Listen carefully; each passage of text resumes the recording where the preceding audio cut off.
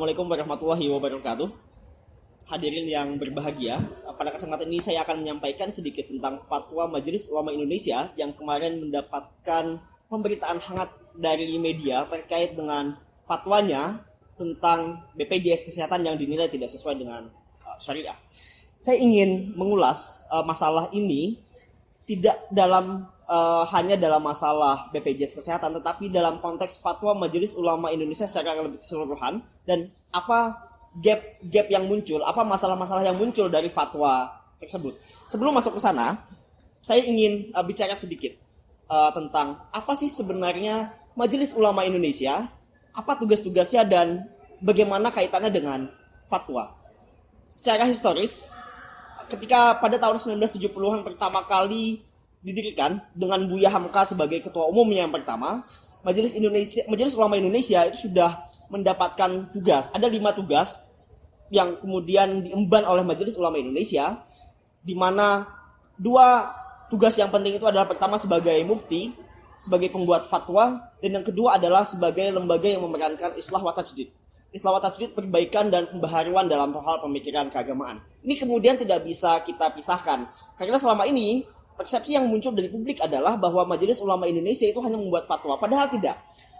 Tugas Majelis Ulama Indonesia bukan hanya membuat fatwa, tetapi juga mempertemukan alim-alim ulama yang ada di Indonesia dengan umat Islam yang ada secara keseluruhan, sehingga praktik keberagamaan di Indonesia itu bisa menjadi lebih dinamis dan menjadi lebih damai. Nah, ini kemudian penting untuk dilihat bagaimana fatwa itu muncul dalam Majelis Ulama Indonesia. Kalau kita lihat, lembaga pembuat fatwa itu sudah ada sejak zaman kerajaan yang muncul sebelum kolonial. Kerajaan Banjar itu punya lembaga, punya mufti yang tugasnya adalah memberikan fatwa keagamaan dan memberikan rekomendasi keagamaan kepada sultan. Selain itu kemudian, kalau kita lihat dari kerajaan-kerajaan yang muncul sebelum kolonial, mufti atau lembaga yang kemudian membuat fatwa itu juga melakukan kodifikasi hukum Islam.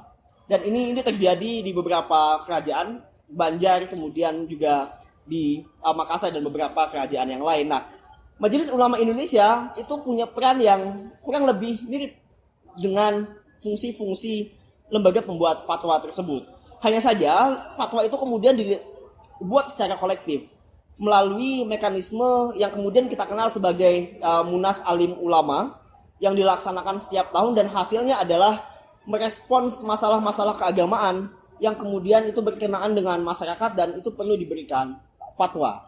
Nah, ini kemudian menjadi menarik untuk didiskusikan dalam konteks Majelis Ulama Indonesia, bahwa pada dasarnya Majelis Ulama Indonesia itu membuat fatwa untuk merespons masalah-masalah keagamaan kontemporer. Fatwa Majelis Ulama Indonesia yang lahir dari Munas Alim Ulama kemarin. Sebetulnya Munas Alim Ulama yang kemudian menghasilkan fatwa MUI kemarin itu tidak hanya berbicara soal BPJS Kesehatan, tetapi juga fatwa tentang persoalan radikalisme keagamaan, yang mana menurut Majelis Ulama Indonesia ada 2 faktor yang kemudian dominan yang menyebabkan radikalisme keagamaan muncul, yaitu masalah pemahaman keagamaan yang tidak sesuai dengan pemahaman keagamaan yang berlaku dan sah secara hukum Islam, dan yang kedua adalah persoalan ketidakadilan global. Saya Majelis Ulama Indonesia tidak merinci hal ini, sehingga kemudian tidak ada rekomendasi kebijakan yang jelas terkait dengan masalah radikalisme keagamaan ini. Itu yang pertama.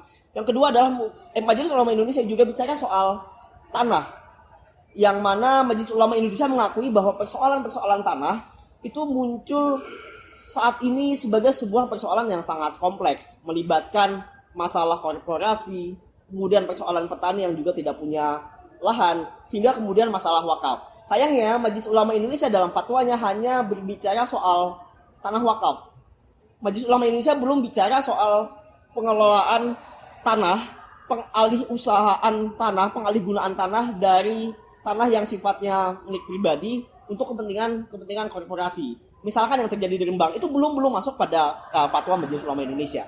Nah, yang ketiga baru kemudian Majelis Ulama Indonesia di halaman-halaman terakhirnya itu bicara soal BPJS Kesehatan, Yang mana sebetulnya Majelis Ulama Indonesia tidak bicara BPJS Kesehatan itu haram.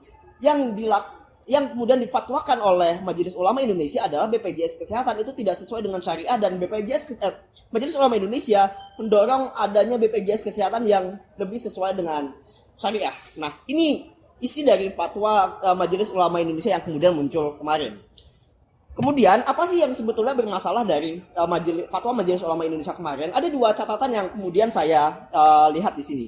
Pertama adalah fatwa Majelis Ulama Indonesia kemarin tidak banyak bicara soal fakta dan kasus-kasus yang lebih real. Sebagai contoh, ketika Majelis Ulama Indonesia bicara tentang BPJS Kesehatan, Majelis Ulama Indonesia hanya bicara soal regulasi. Hanya bicara soal masalah kelembagaan yang sifatnya sangat formal, misalkan ketidakadaan akad, ketidakjelasan akad, terus kemudian bicara soal potensi-potensi riba, gharar, dan maisir yang kemudian muncul dari BPJS Kesehatan. Majelis Ulama Indonesia sayangnya tidak bicara lebih banyak soal bagaimana BPJS Kesehatan itu dikelola. Bagaimana hak-hak orang miskin yang sebetulnya itu penting dan itu dihargai dalam Islam, itu kemudian bisa dipenuhi dalam konteks BPJS Kesehatan. Sehingga kemudian gap yang muncul adalah fakta-fakta empiris yang kemudian tidak banyak dilakukan oleh Majelis Ulama Indonesia. Itu pertama. Yang kedua, Majelis Ulama Indonesia hanya mempertimbangkan dalil-dalil yang bersifat nakli untuk kemudian membuat sebuah fakta. Memang ada membuat sebuah fatwa. Memang ada dalil-dalil atau pertimbangan-pertimbangan yang sifatnya akli. Tetapi pada dasarnya sebagai seorang pengkaji masalah-masalah sosial, penjelasan yang dibuat oleh Majelis Ulama Indonesia itu tidak memadai. Dari sisi metodologi ini kemudian menciptakan gap, bahwa pada dasarnya untuk memutuskan masalah-masalah yang sifatnya lebih kontemporer, masalah-masalah yang sifatnya lebih kekinian, Majelis Ulama Indonesia hanya bersandar pada pendapat-pendapat ulama yang sifatnya klasik, tanpa mempertimbangkan perkembangan ilmu sosial yang sudah berlangsung dan sudah berkembang secara lebih luas sekarang ini. Sehingga dengan dua masalah tadi, pertama adalah bahwa fatwa-fatwa Majelis Ulama Indonesia kekurangan data-data yang sifatnya empiris, dan yang kedua adalah secara metodologi kurang mempertimbangkan masalah-masalah keilmuan sosial yang secara lebih luas. Fatwa Majelis Ulama Indonesia itu menjadi cukup problematis kalau kita baca secara lebih umum, secara lebih luas. Dari sini saya kira tantangan yang kemudian dihadapi oleh Majelis Ulama Indonesia adalah bagaimana kemudian bisa membangun satu fatwa atau satu cara untuk memutus masalah-masalah keagamaan yang lebih kontemporer itu dengan mengkombinasikan antara pendekatan-pendekatan yang sifatnya agama dengan pendekatan-pendekatan ilmu sosial yang sekarang sudah berkembang sedemikian rupa.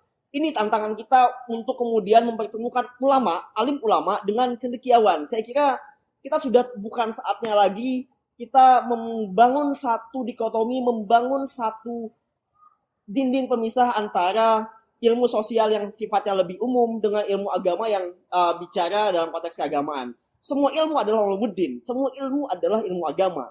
Dan dalam konteks ini artinya fatwa-fatwa Majelis Ulama Indonesia itu perlu lebih diperkaya.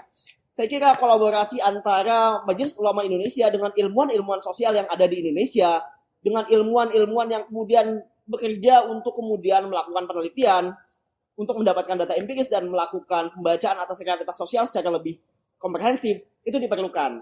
Sehingga dalam konteks fatwa MUI mobil khusus terkait dengan masalah BPJS Kesehatan, Majelis Ulama Indonesia tidak melihat hanya dalam satu kacamata yang sifatnya sempit.